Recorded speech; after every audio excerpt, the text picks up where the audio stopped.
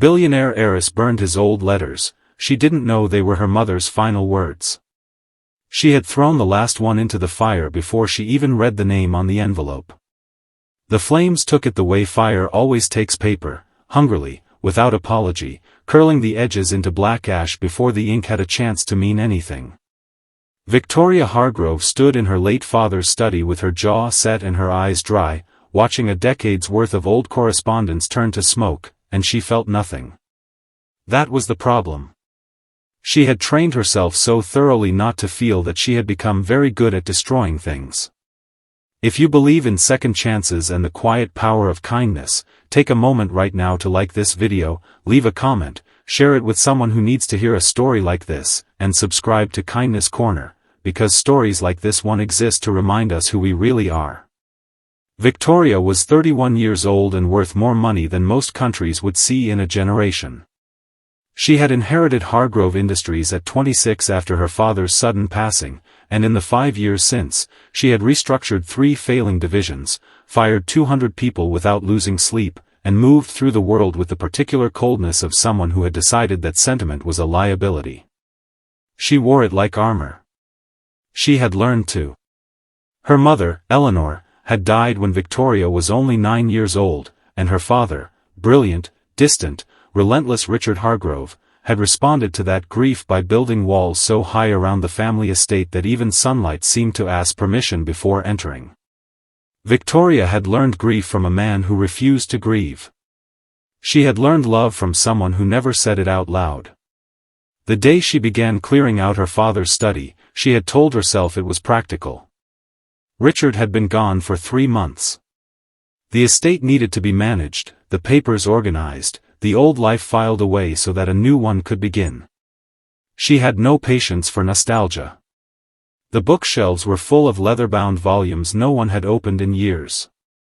The desk drawers contained old contracts, expired passports, and, in the back of the bottom drawer, tied with a faded blue ribbon, a bundle of envelopes she assumed were old business correspondence. She had not read them.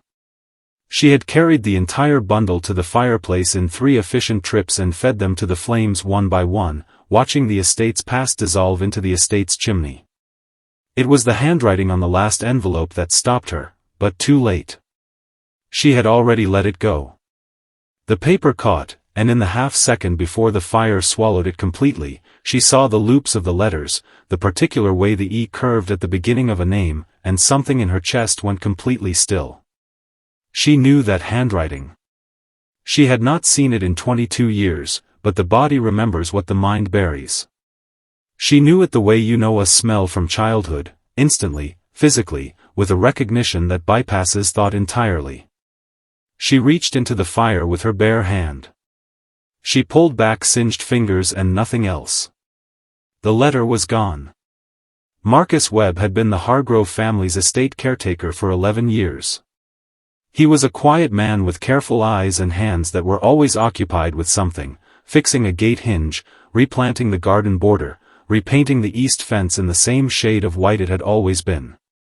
He had known Richard Hargrove for most of his adult life, and he had known about the letters for all of it. He had been the one, in fact, who had found them originally, bundled in a box in the groundskeeper's cottage where Eleanor Hargrove had spent her last months, too weak to climb the main house stairs but too proud to leave the property she loved. He had given them to Richard the week after Eleanor died. Richard had never spoken of them again. When Marcus came in from the garden that afternoon and saw Victoria standing at the cold fireplace with her hand pressed to her mouth and ash on her fingers, he understood immediately what had happened. He crossed the room slowly, the way you approach someone standing at the edge of something. He did not raise his voice. He did not panic. He simply said what he knew, which was that Richard had received those letters from Eleanor in the final months of her life, when she knew she was dying and her daughter was too young to understand what dying meant, and Eleanor had written everything she had wanted to say to Victoria, not to Richard, not to the lawyers, not to anyone but the little girl who used to fall asleep in her mother's arms asking questions about the stars. Victoria did not cry in the way people cry in films. She did not collapse or make a sound. She simply stood very still while something inside her reorganized itself around a fact she could not undo. Her mother had written to her. Her mother had sat in that cottage with failing hands and found the words that Victoria had spent 22 years believing did not exist, the words that would have told her she was loved specifically, named exactly, held in someone's mind even as that someone was leaving. And they were ash now. Because of her. Because she had been so committed to not feeling anything that she had destroyed the only thing that might have finally let her feel everything. Marcus sat with her for a long time. He did not try to repair what could not be repaired. But after a while, he told her one more thing. He told her that he remembered some of what Eleanor had written, because Richard, in one of his rare unguarded moments, perhaps a year before his own death, had read one of the letters aloud to Marcus in this very room, on a night when the grief had apparently become too heavy to carry alone. Marcus could not give her the letters back. But he could give her the words. Not all of them. But enough.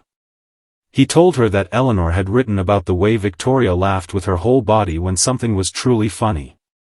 He told her that Eleanor had written about being afraid, not of dying, but of Victoria growing up and never knowing how extraordinary she already was. He told her that Eleanor had written, in the letter Richard had read aloud, that if she could give her daughter only one thing it would not be wealth or beauty or intelligence but this, the ability to let herself be loved without flinching. Because Eleanor had seen, even then, even in her 9-year-old daughter, the first signs of the armor going up.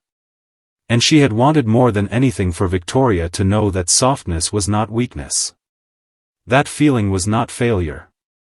That the people who love you will not leave faster if you let them see you.